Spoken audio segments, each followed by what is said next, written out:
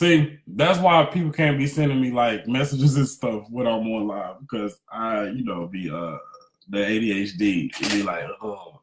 But anyway, so that's basically all I wanted to say. Just being confident, know that confidence is your praise. All right, so that's basically all I really wanted to say. Trying to think, is there anything else I want to say? No, that's not. So, confidence is your praise. Use your confidence to begin to really work the process, to trust the process. Don't hide behind fear. A lot of times we want to hide behind fear. A lot of times we just use fear as an excuse. We use fear as something to tell us like, oh man, it tells us so many different things, but don't hide behind it. It's not needed anymore. You know what I'm saying? Fear should definitely be your friend. Fear should definitely be something that you're able to utilize and you're able to capture. You're able to say, you know what, I'm about to work this. Sometimes people allow fear to really get them into a space that's unhealthy for their divinity, for their divine self, for their oversoul, for their life. And that's really not nothing that you want to happen because you want to always be able to walk in authority. You always want to be able to walk in your truth. You always want to be able to walk with your head up high. And this is the thing, like if there's something about yourself or if there's something about your life that you don't like, then you just have to fix it. That's it. You don't have to complain about it. You just have to fix it. You just have to do what's necessary. You have to get the right support. You have to get the right team. You have to get the right people around you. Elevation, like I said before, elevation always requires separation. Before it was isolation. God will isolate you as you elevate, but sometimes elevation always requires separation. You have to separate yourself from the things that got you to where you are. If it's not supporting or helping you get to your next level. Because if something is not elevating you, it is holding you down. It is keeping you anchored here. That our body is keeping our spirit anchored, but it's necessary. It's necessary for what we have to do and what we are doing in our life right now. But it's kind of like people have to really learn how to start valuing themselves more than they value everything else around them. You have to appreciate everything around you, but you don't have to give it more value than yourself. That's what I like about, Buddhists. They're like non-attachment. They're connected, but they're not attached. They know how to appreciate, but they don't kill nor destroy themselves in the process of appreciating something. And that's the issue, and that's the challenge with a lot of people is that we love to give value to something else, but we love to devalue ourselves in the process of giving value to something else. Oh, I want to hear this other person, but I want to silence myself. I want to see this other person, but I don't want to see myself. I want this other person to live out their dreams, but I don't want to live out my own dreams. And so then we just start chasing ourselves and we start chasing our tail and just going around and around and around in circles. And we're always like, but I want to be something. We go on social media, we look at everybody, we looking at their life and we like, oh my God, I want to live my life like them. Oh my God. And we want to motivate people. People are calling us and we're encouraging them and we're motivating them and we're seeing their life get better. And then we're like, man, but what am I doing with my life? And honestly, it's simple. You put more value in them versus yourself. It's about you. And that's not bad. Like so many people think that's bad when you say it is about you. You're the example. Like that's the thing. Like that's what people don't get. That's what people don't realize. You're the example. You're the person that people are looking to get permission to move to that next level, to stop doing the same old, but just to free themselves. The more people they see free, the more they will value freedom. The more they will value it. So stop being afraid of your power and begin to embrace it. Start to really embrace it because it's so needed. And again, like what God told me in meditation, like your confidence is your praise. Being confident and working towards your confidence. Whatever you feel you need to do to work towards your confidence, you need to get it done. You need to get it done. Whoever you need to release from yourself so that you can feel confident, because they may not want you to be confident, because unfortunately, listen, there are people that surround us that don't want us to be confident, that don't want us to be good, that don't want that. Why? Because they can't see it for themselves. So they don't want you to have it, because if you have it, then that just makes them feel less than. But if they begin to work on their confidence,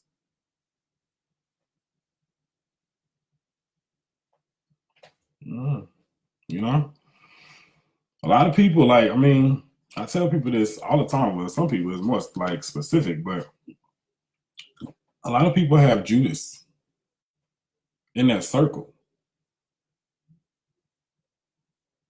The one you think that's the closest to you is the one that's plotting on you the most. But the way you're able to override all of that is by doing the work on yourself, by getting yourself right with God, the Most High, by getting yourself right to the point and to the degree that you're able to sit in yourself and you're able to say, God, I know myself enough that I can pick out, but I can move through anything that somebody tries to throw at me. As you know yourself and as you really begin to really stand in who you are, you don't have to be afraid of the arrows, the knives, the swords, the voodoo, the witchcraft, whatever that people try to throw at you. You get to ride it like a magic carpet.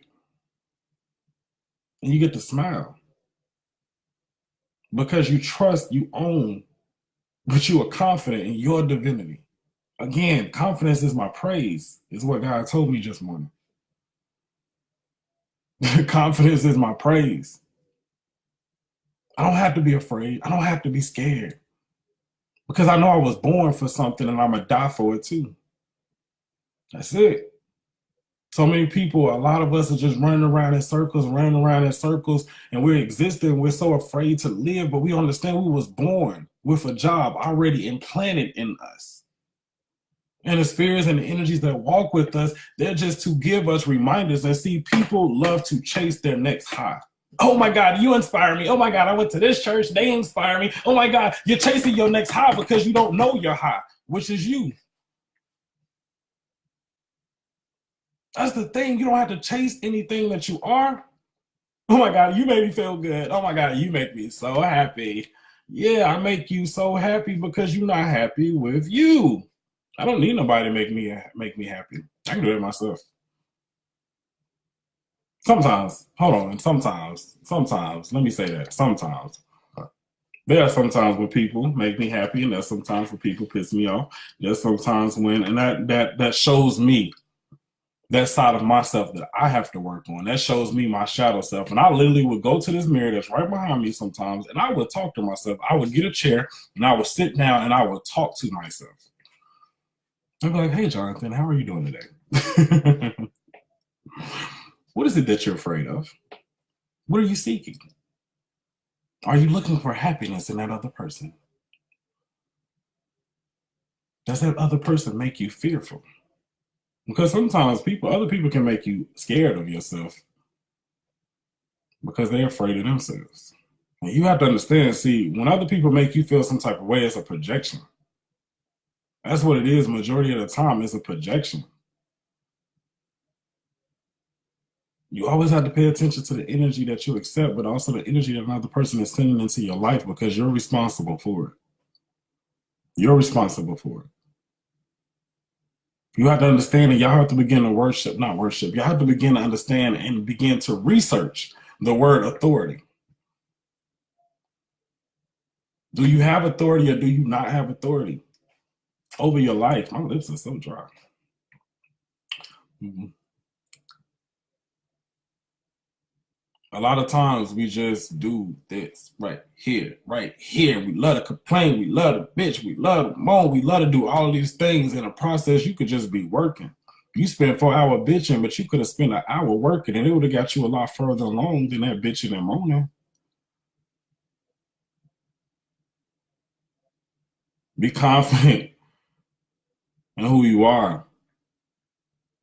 If you want to know how you can praise God, you praise God through your confidence. You praise God by doing everything that's necessary to be an amazing example of His word, of His truth.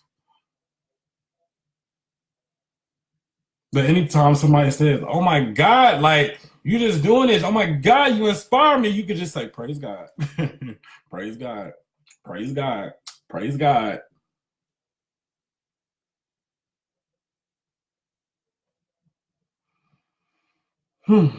You have to learn always how to honor your connection.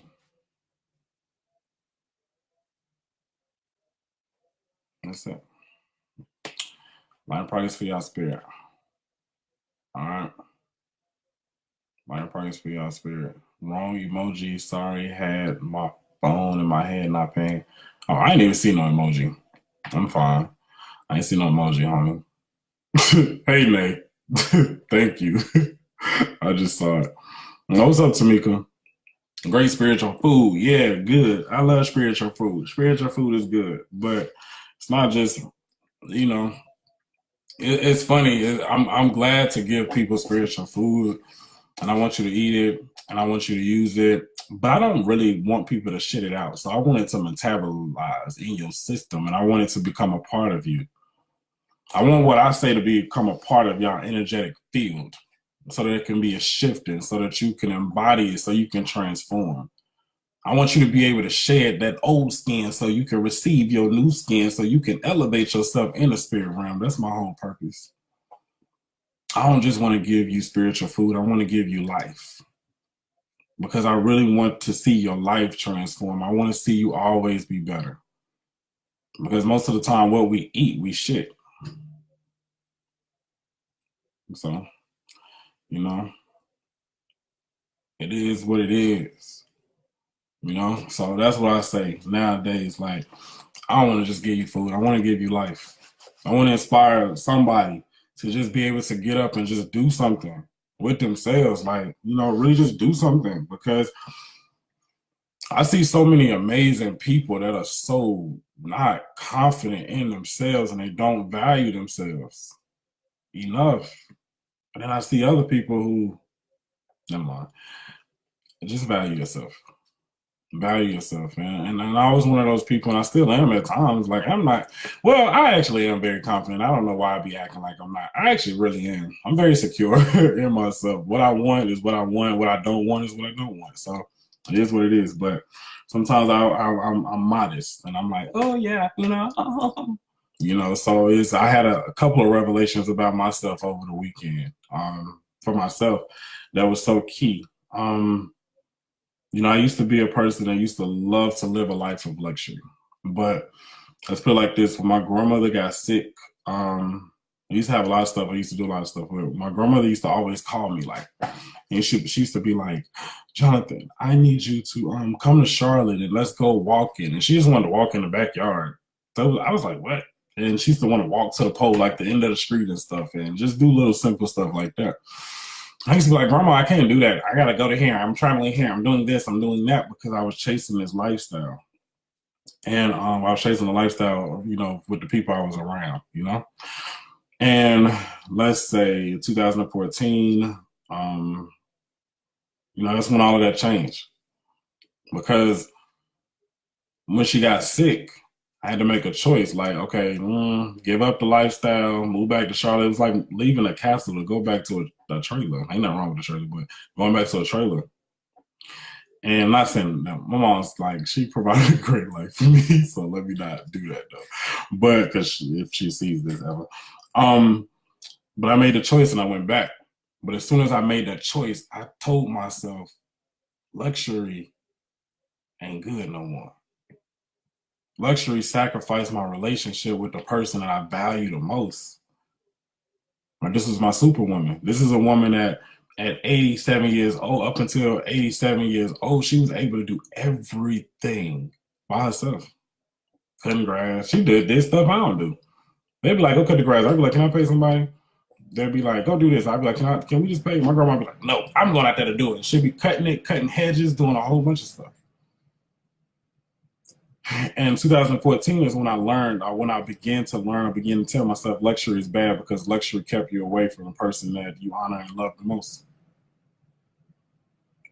And so while I was there and while I was there with her during her process of her dying, I just kept thinking to myself, that whole life you was living was bad. It wasn't good. It was bad. You shouldn't be confident. You shouldn't be this. You shouldn't be that. So I started to traumatize myself. Nobody else did. And I'm sitting there and I'm watching her and I'm watching her and I'm watching her. And you know, it's approaching. This is around the time every year normally I start to feel some type of way because I have a month left. Not knowing I have a month left, but on the inside, I remember feeling like, oh man, I know this is about to be done soon. And all I could think of is all I want to do is walk with you. All I want to do is talk to you. Like, grandma, get up, get up, get up, get up. Come on, let's go for a walk. Come on, everything you wanted to do. Like, I don't care about the money. I don't care about the celebrities. I don't care about this. I don't care about my friends. I don't care about nothing right now. I just want to walk with you. And I remember she was, she was passing away of cancer and some other complications. But I remember it was a time when we used to sleep in a nursing home and we was there and I was sleeping on the floor and all this type of stuff. And I remember her actually getting up out the chair, well, not out the chair, but actually getting up on the walker because she couldn't really walk no more. She was real weak. And us having a walk together. And we was actually able to walk and we was actually able to do, something together. And then after that, that's when she started declining. But I remember telling myself, like, you shouldn't be confident. You shouldn't, like, that life of luxury, that life of this, having that's not important no more. It changed my whole perspective. So now I'm having to do work to be like, okay, it's okay for you to get this. It's okay for you to get that. It's okay for you to live like this. It's okay for you because you have to work your talk too. But again, you have to be confident in it. Confident in it. Remember, your confidence is your praise. Your confidence is how you praise God in the process of living out the truth of God. Because as you really begin to live out the truth of God, you really begin to enlighten other people that surround you. Again, you don't have to say nothing. They'll look at you and they go say, how did you do it? How are you doing it? How did you fall, but you still are getting up? How your friend, your best friend, your relationship, they all walked out on you, but you still able to keep a smile on your face? How? How? My God. That's how. In progress. Bye.